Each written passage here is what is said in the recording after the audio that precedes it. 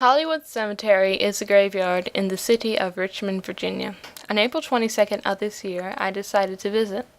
The weather was overcast, and the light was gray and gentle, and the weather was somewhat chilly. The place is situated over a number of large hills, and there are a number of notable people buried throughout the cemetery. I'm not quite certain what route I took through it, but I know I went to the right to the blue loop, back somewhere towards the left, wandering around the ledge, going to the loop in partial blue, where you see the little building on the left, up to the extreme edge of the left lobe, around the edge to the left to the circle in the left, and down and back out. This took all around 2.5 hours, so definitely plenty of exercise. This symbol that looks like a money sign with 3 crossbars actually represents the name of Jesus. This is the some 40 feet high pyramid to the some 18,000 Confederate war dead buried in the cemetery. The inscription on the pyramid reads, Numini et Patriae Asto, which means in eternal memory of those who stood for God and country. A universal message. The marker in the middle foreground is that of Jewish soldier.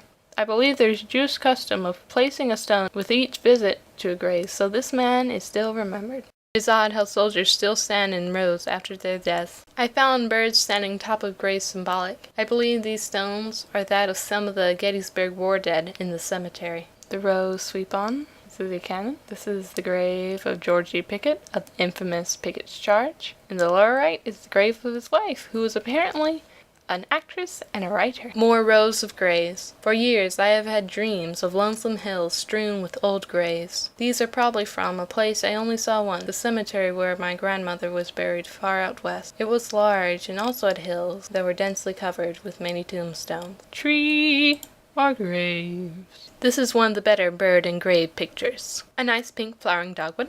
This is the church of St. Andrew's, which is in the neighborhood of Oregon Hill, as the cemetery is as well. More hills. As progressing through the loop in blue, a cardinal on the ground by a tree. Another nice pink flowering dogwood. Extreme lower left is a sign for the construction company that was putting in new pavement around the path known as President's Circle, for good reason. This is one of the better known statues in the cemetery, that of a dog. Someone put 2 pennies on its head. I don't know why. A duck statue. More hills. This is an eastern towhee, a kind of bird I saw for the first time there. Robin.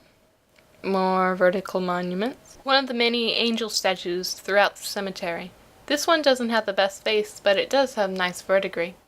Gnarly vines on the trunk of an oak. More pink flowering dogwoods.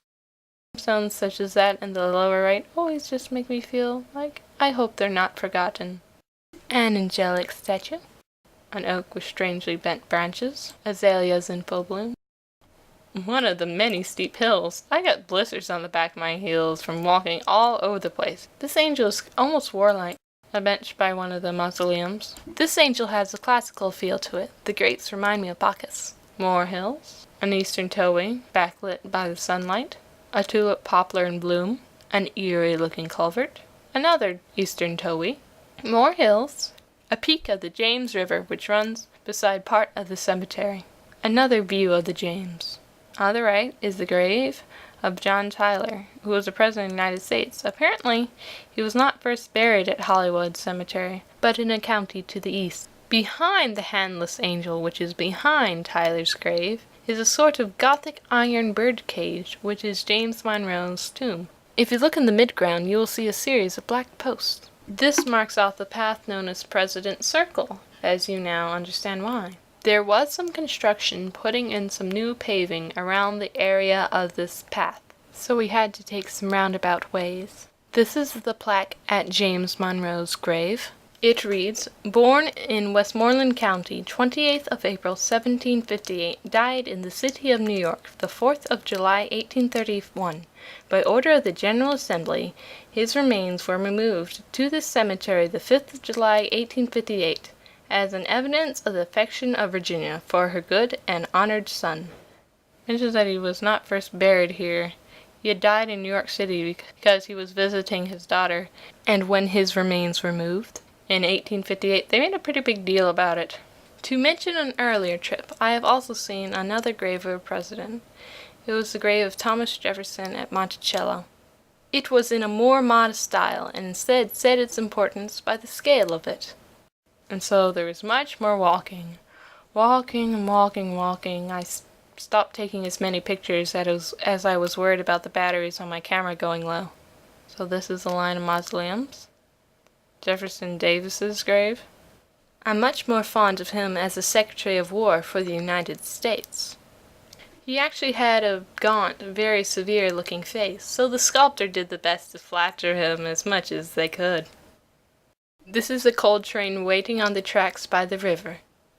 Across the river there is a nature trail, and here are some unknown walkers. The mausoleum of Lewis Skinner, who helped to found the Lewis Skinner Botanical Gardens. An angelic statue by the grave of an Alice. This is one of the prettiest statues I saw in the cemetery, and the clothes almost look wet. A great blue heron that flew overhead. Another angel statue. The banner reads, in part, "That lies here rest in peace." Mourning doves. Very appropriate for a cemetery. Another view of the James River. There's always stones in the river, and when the water is low and the sun is warm, people like to go and lay out on the rocks. A robin on one of the path signs as I was heading out, and that is Hollywood Cemetery.